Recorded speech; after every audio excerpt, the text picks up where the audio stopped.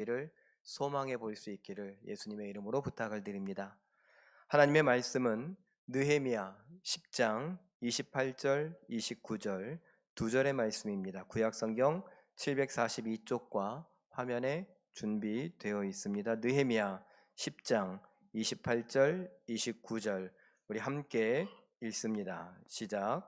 그 남은 백성과 제사장들과 레위 사람들과 문지기들과 노래하는 자들과 느디님 사람들과 및 이방 사람과 절교하고 하나님의 율법을 준행하는 모든 자와 그들의 아내와 그들의 자녀들 곧 지식과 총명이 있는 자들은 다 그들의 형제 귀족들을 따라 저주로 맹세하기를 우리가 하나님의 종 모세를 통하여 주신 하나님의 율법을 따라 우리 주 여호와의 모든 계명과 규례와 율례를 지켜 행하여. 아멘.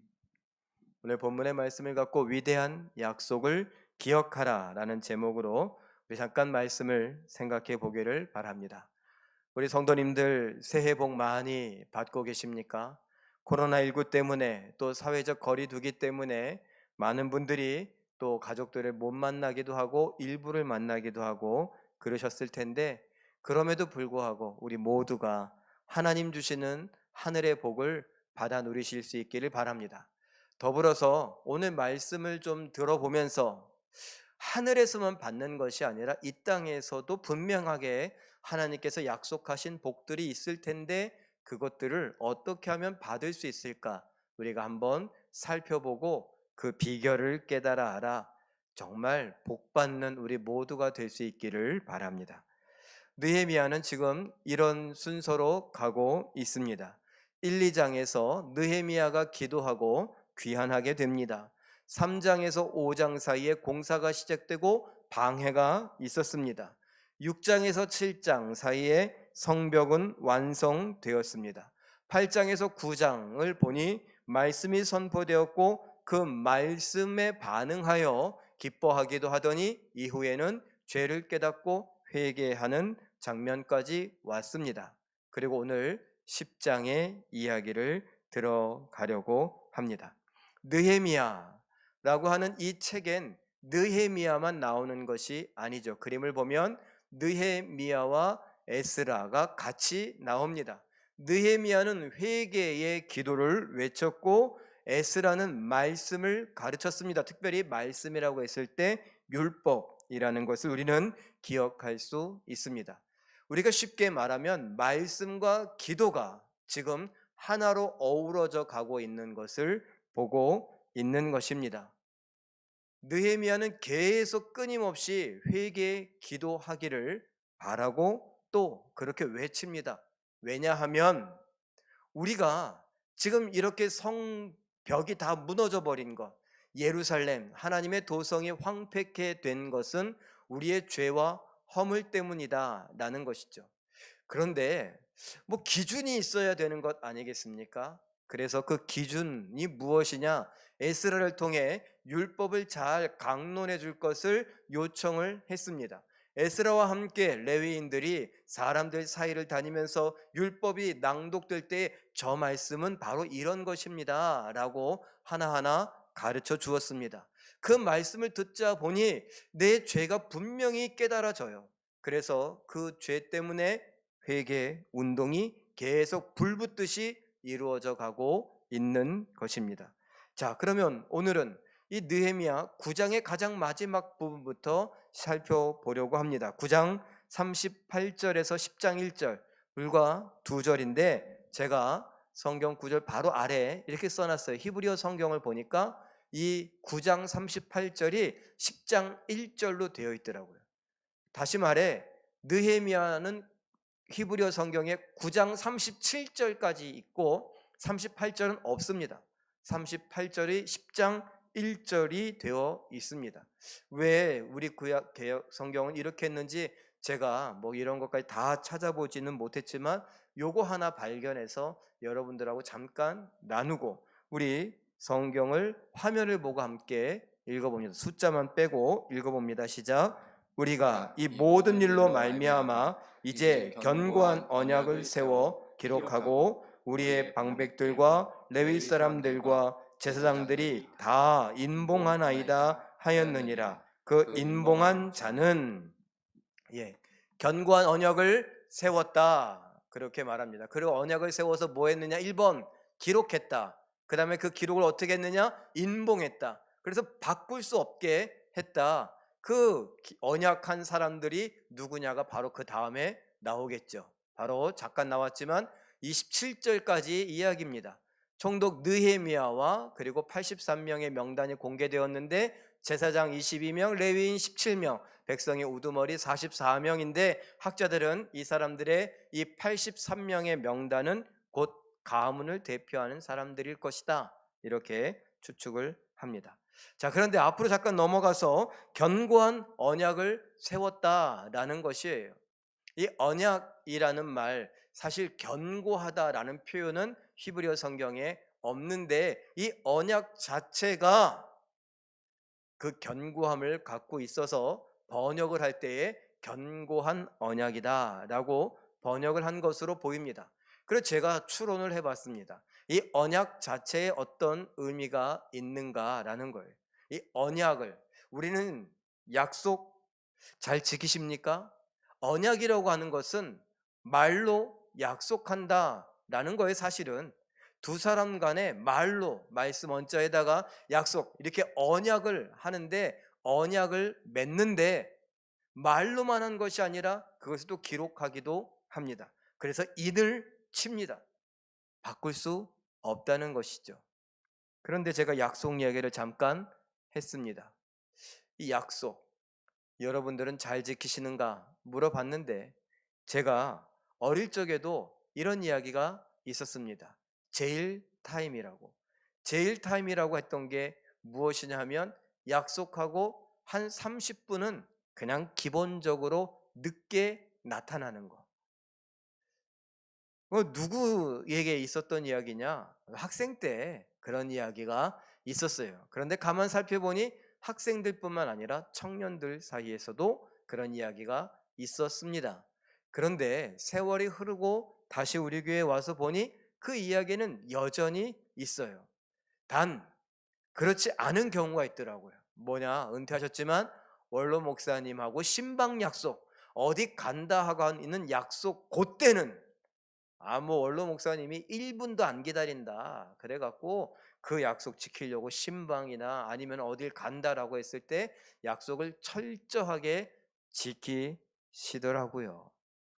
그런데 그 외에는 그렇지 못한 것 같아요.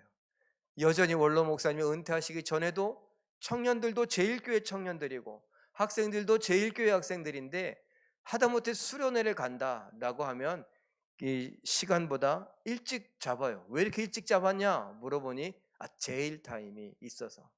그래서 일찍 오는 사람은 기본 한 30분 전에 와서 일찍 와서 기다린다.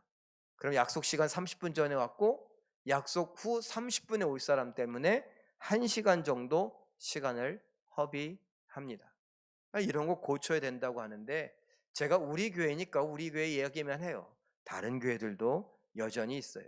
제가 하고자 하는 이야기는 뭡니까? 사람들이 약속을 그렇게 중요하게 생각하지 않아요. 그런데 이거 조심해야 돼요.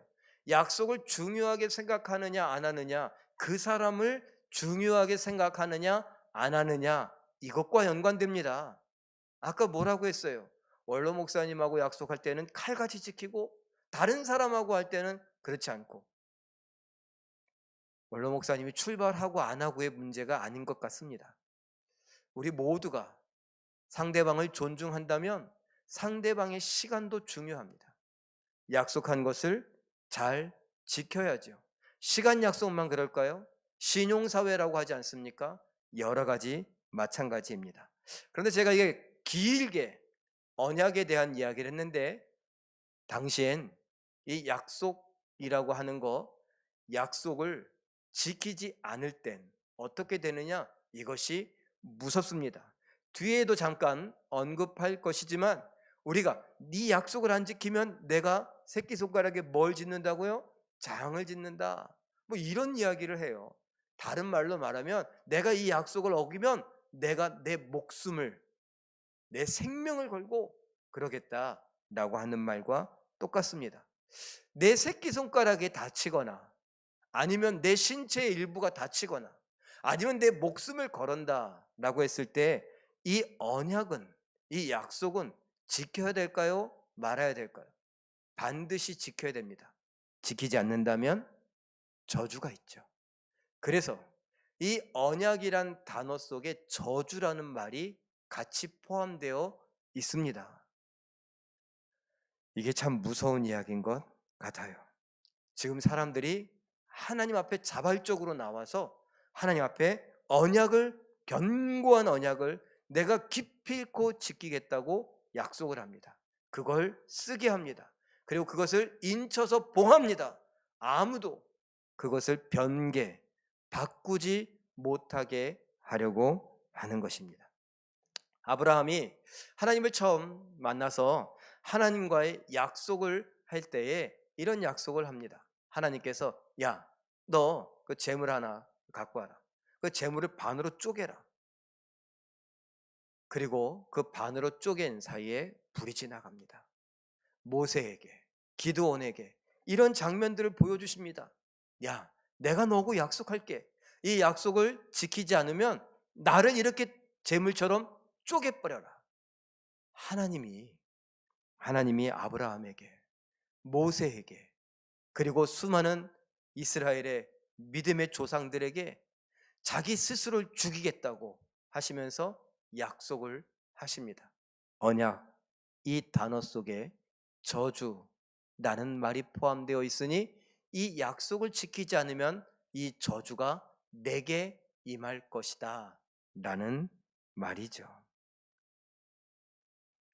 이렇게 비장함을 갖고 하나님 말씀을 듣고 회개하더니 비장함을 갖고 하나님 앞에 약속한 무리들, 느헤미야 10장 28절 우리 자막을 보고 읽어봅니다. 시작. 그 남은 백성과 이방 사람과 절교하고 하나님의 율법을 준행하는 모든 자와 그들의 아내와 그들의 자녀들 곧 지식과 총명이 있는 자들은 모든 백성과 레위인과 제사장과 방백들이 와서 어떻게 했냐? 언약을 하는데 어떻게 했다? 이방 사람과 절교했다. 특별히 이방 사람과 절교했다는 것은 이방에서 데려온 아내, 남편과 이혼했다는 거예요. 그렇게 아주 강력한 의지를 보인 거죠. 하나님 말씀에 순종하겠다고요. 두 번째, 하나님의 율법을 준행한다.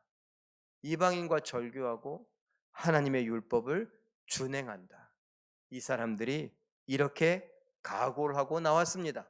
그리고 29절 다시 한번 읽어봅니다. 29절입니다. 시작. 다 그들의 형제 귀족들을 따라 저주로 맹세하기를 우리가 하나님의 종 모세를 통하여 주신 하나님의 율법을 따라 우리 주 여호와의 모든 계명과 규례와 율례를 지켜 행하여, 아래 써놨어요. 하나님의 모든 말씀을 지켜 행하기로 뭐 한다고요? 목숨 걸고 맹세합니다. 저주로 맹세한다 라는 말, 아까 견고한 언약, 맹세, 이 단어는 다른 단어인데 둘 다 저주라는 말을 품고 있습니다. 똑같아요. 언약이라고 표현됐던 맹세라고 표현됐던, 어떻게 해요? 이걸 깨뜨리면 어떻게 된다고요? 내가 이 저주를 받겠다. 정말 비장한 각오를 하고 있습니다. 그러면서 율법을 따라 계명, 규례, 율례를 지켜 행하겠다고 그렇게 다짐하고 또 다짐하는 것입니다. 그럼 구체적으로 어떤 걸 다짐하느냐? 그림을 제가 표현해 봤습니다. 30절부터 39절까지 보면 30절에서는 이방인과 결혼하지 않겠다. 31절에는 안식일을 성수하겠다. 안식일날 특별히 이방인들처럼 장사하지 않겠다. 31절 하반절에는 안식년을 지키면서 빚을 탕감해 주겠다. 32절, 33절은 성전세를 내겠다. 34절은 필요한 나무를 제공하겠다. 35절에서 37절은 첫 열매를 드리겠다. 38절에 39절은 제사장 레위인들을 책임지겠다. 그걸 제가 묶어놨어요. 이 내용들은 왜 그랬느냐? 성전세부터 제사장 레위인들 책임지는 이야기는 성전을 지키고 유지하고 보수하기 위해서. 이 성전을 지키려면 사람들이 필요한데 하나님이 세우신 레위인들, 제사장들, 이들이 안전하게 먹고 마시며 자기가 할 수 있는 일들을 잘 감당할 수 있기를 위해 성전세를 내기도 하고 필요한 나무들을 갖다 주기도 하고 첫 열매를 드리기도 하겠다. 그러면서 이들에게 필요한 것들을 주겠다. 그래서 어떻게 하겠다? 성전을 지키겠다.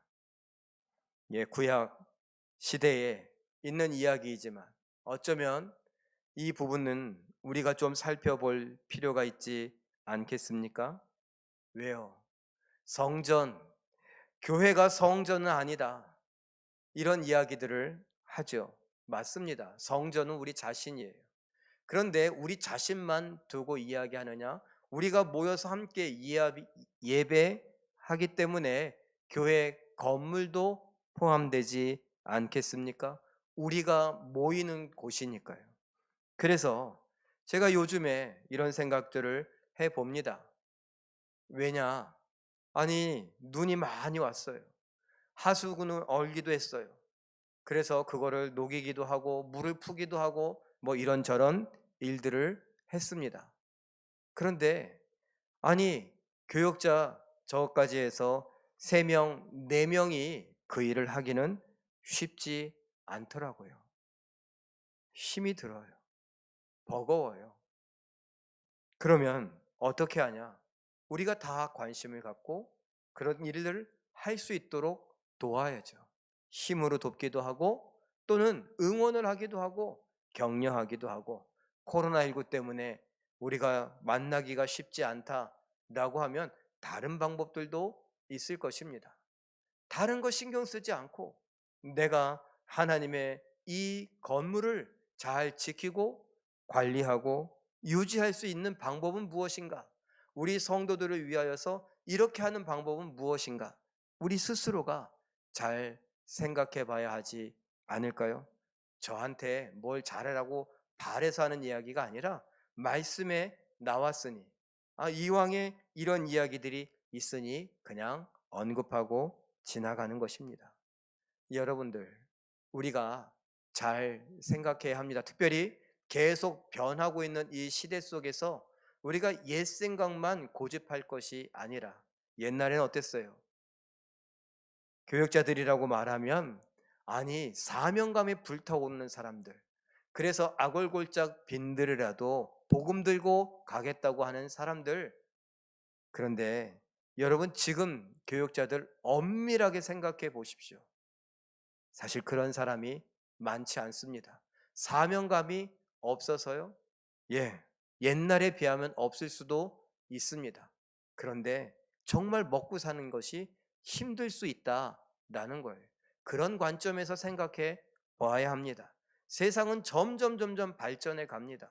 그런데 옛날 그 생각을 갖고 사명감으로 똘똘 뭉친 교육자들, 그들은 늘 가난하게 늘 없이 살면서 거기에서 경건이 나올까요? 아니요. 자괴감만 나와요.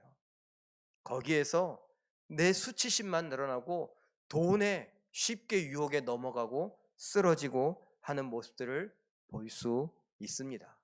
그러니 우리 성도님들 잘 생각해 보시고 우리가 교회를 위한다고 하는 것이 무엇인가, 이런 쪽으로도 시대가 자꾸 변하는데 이럴 땐 우리는 어떻게 어떤 생각들을 갖고 해야 되는가도 한번 생각하고 살펴볼 수 있기를 바랍니다. 어찌됐건 지금 이 느헤미야와 함께 있는 사람들은 말씀을 들었습니다.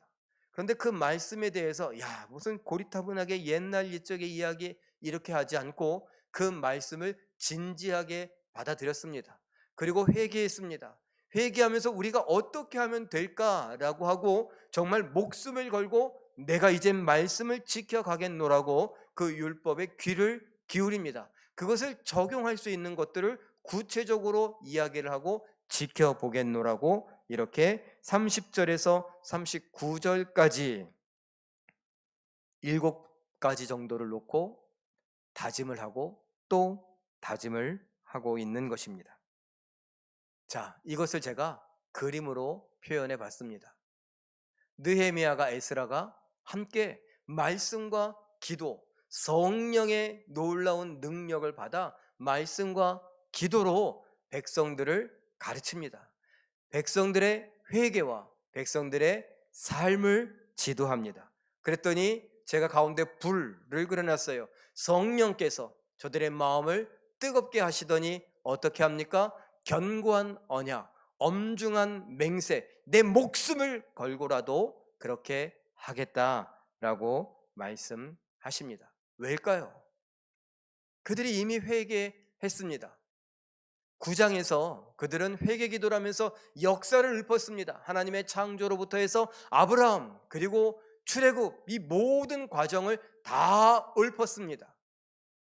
깨달을 수 있는 것이 있습니까? 하나님의 약속은 위대하다라고 하는 것입니다.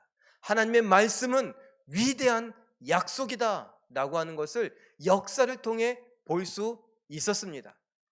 우리가 이 사실을 기억해야 돼요. 우리는 이스라엘의 역사 성경을 통해서 배웁니다.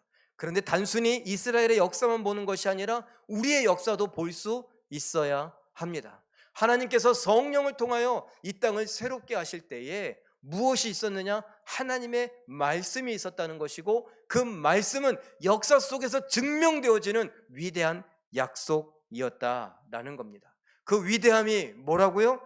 역사를 통해 증명된다라는 겁니다. 하나님의 말씀의 위대함은 역사를 통해 증명됩니다.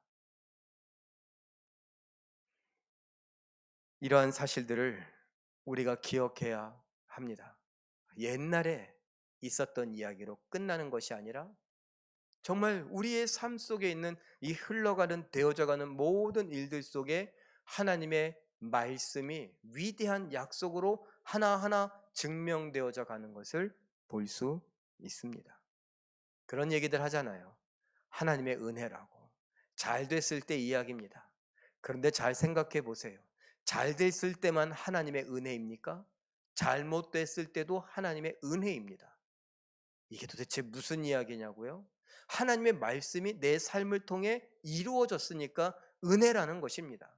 잘 됐다면 어떻게 했을까요? 내가 기도한 대로 잘 됐다. 어쩌면 내가 그 기도한 것이 잘 되기 위해서 하나님 앞에 간절히 기도하며 내 삶을 돌아보고 순종하려고 애쓰지는 않았습니까? 그런데 잘 안 된 것들은요. 내가 하나님 앞에 똑같이 간절하게 기도했습니다. 그런데 그 속에 내가 모르는 어떤 불순종의 모습들은 없었을까요? 하나님께 영광 돌려드리겠노라고 했지만 내 영광을 위하는 것들은 없었습니까? 하나님 뜻대로 해보겠다고 했지만 하나님 뜻은 나중에 기회가 되면 하지만 내가 먼저 하고 싶은 것들이 머릿속에 계획 속에 내 가슴 속에 가득했던 것은 아닙니까? 그래서 은혜라는 거예요. 그런 것들을 깨닫게 하고 내 삶을 하나님 말씀에 다시 맞춰갈 수 있게 하기 때문입니다. 예레미야 21장 8절 말씀 함께 읽어봅니다. 시작. 여호와께서 말씀하시기를 보라 내가 너희 앞에 생명의 길과 사망의 길을 두었노라. 너는 이 백성에게 전하라 하셨느니라. 생명의 길, 사망의 길이다 라고 했는데 신명기 11장 25절에서는 내가 복과 저주를, 복은 생명이고 저주는 사망이다. 그런데 길이다. 길이라고 한 건 뭘까요? 듣고 그 길로 가면, 듣는 길로 가면 생명을, 복을 받을 것이고 듣고 순종하는 길이 아닌 불순종하는 길로 가면, 듣지 않는 길로 가면 사망의 길, 저주를 받게 될 것이다 라는 것이죠. 이건 신명기와 예레미야의 이야기입니까? 신명기부터 예레미야까지 역사가 쫙 펼쳐졌는데 그 긴 역사 속에 계속 한 개인뿐만 아니라 이스라엘이라고 하는 국가를 통해서, 그리고 이스라엘 주변의 국가들도 다른 선지자들의 입을 통해 예언하고 흥망성쇠를 하는 그 역사를 통해 우리는 알 수 있게 됩니다. 보게 되는 것입니다. 그래서 그 약속은 위대한 것입니다. 그 약속의 위대함은 역사를 통해 증명됩니다. 시편 1편 2절 3절 같이 읽어보죠. 시작. 오직 여호와의 율법을 즐거워하여 그의 율법을 주야로 묵상하는도다. 그는 시냇가에 심은 나무가 철을 따라 열매를 맺으며 그 잎사귀가 마르지 아니함 같으니 그가 하는 모든 일이 다 형통하리로다. 오직 여호와의 율법, 하나님의 약속을 어떻게 해요? 중요하게 생각해서 주야로 묵상하고 그 말씀을 따라 선택한 길을 갑니다. 순종의 길을, 생명의 길을 선택하여 갑니다. 그 사람은 시냇가에 심은 나무와 같다 라고 말하고, 시냇가에 심은 나무라는 것이 뭐냐? 바로 모든 일이 다 형통하다, 평안하다, 만족스럽다 라는 것이죠. 그래서 제가 오늘 시작할 때 뭐라고 했습니까? 우리가 하늘의 복을 바라보며 살아가지만 이 땅에서도 복을 받을 수 있지 않을까? 이 땅에서 약속된 복은 무엇인가? 하나님이 약속의 말씀을 우리에게 주셨으니 그 약속의 말씀은 위대하다는 걸 역사를 통해 증명해 왔는데, 그거 뭐냐? 내가 순종하느냐 하지 않느냐라는 것이죠.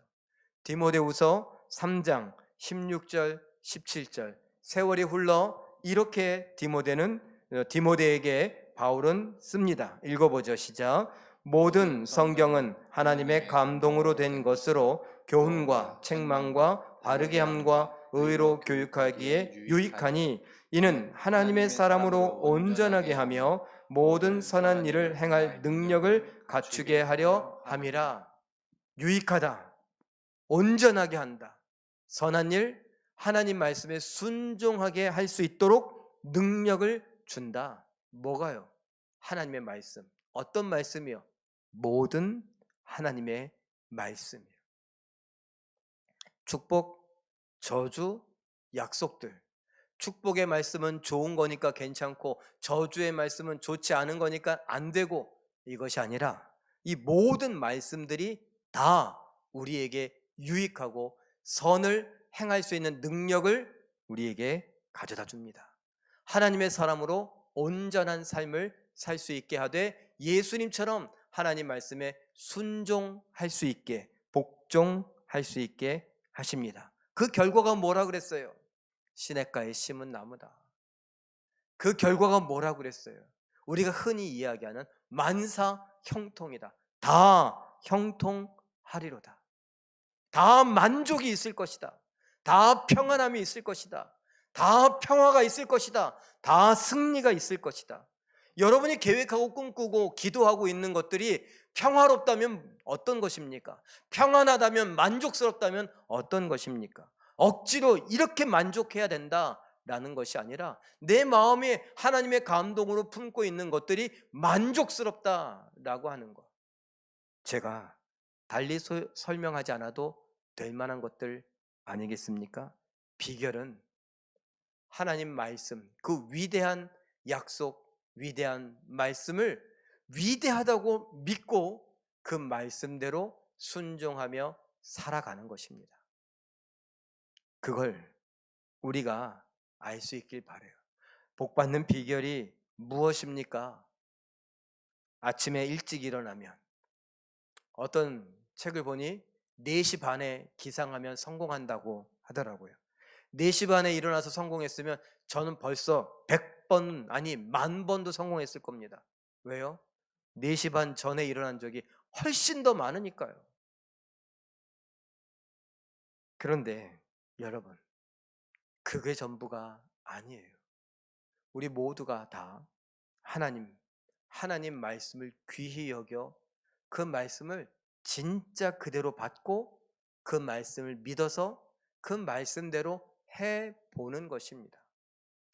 왜 믿는다고 하면서 우리는 말씀대로 안 살죠? 왜 믿는다고 하면서 내로남불, 내가 하면 로맨스고 다른 사람이 하면 불륜이고 다른 사람에게는 막 가차없이 그 말씀의 잣대를 휘두르면서 왜 그렇게 순종하지 않냐고 하면서 나는 그 말씀에 대해서 예외인 것처럼 생각하죠? 아닙니다. 비결은 하나입니다. 하나님의 약속은 여전히 위대하고 그 약속은 역사를 통해서 증명되고 있습니다. 그렇다면 오늘 우리의 역사는 어떻습니까? 우리의 역사 속에 순종이 있습니까? 철저한 순종이 있습니까? 구체적인 순종이 있습니까? 끈질긴 순종이 있습니까? 이러한 생각들이 필요합니다. 그래서 저는 이렇게 정리해 보려고 합니다. 한번 읽어보죠. 하나님의 감동, 시작. 하나님의 감동인 성령으로 된 성경의 위대한 약속들을 성령을 의지하여 보다 더 적극적이고 구체적으로 철저하게 지켜봅시다. 적극적인 사고, 이런 얘기 다른 데 하지 말고 하나님 말씀에 순종하는 일에 적극적으로 구체적으로 좀 철저하게 적용하고 지켜본다면 하나님 우리에게 위대하게 주신 그 약속들, 시냇가에 심은 나무 다 형통한 그 복을 우리에게 주시지 않을까요? 다음도 읽어봅니다. 약속된, 시작. 약속된 생명과 복을 이 땅에서도 받아 누리는 기적의 주인공이 많이 나타나길 기대합시다. 예, 기대하며 기도하고 기다릴 줄 아는 우리가 되기를 바랍니다. 하나님 약속하신 그 위대한 약속, 오늘 우리의 인생 역사를 통해서 고스란히 그 위대함을 증명해 보이실 것입니다. 우리가 어떻게 할 때? 성령의 도우심을 받아 이 말씀을 믿고 구체적으로 적극적으로 철저하게 순종해 간다면 말입니다. 이것이 비결입니다. 비결은 순종입니다. 믿고 따른다라는 것을 기억하시며 오늘 이 구정 설 명절에 하나님의 진짜 복 받는 비결을 배웠으니 올해, 아니 우리의 남은 여생에 이러한 복을 받아 하나님의 약속의 위대함을 우리의 인생으로 증명해 보일 수 있는 기적의 주인공들 되시길 예수님의 이름으로 축원합니다. 우리 말씀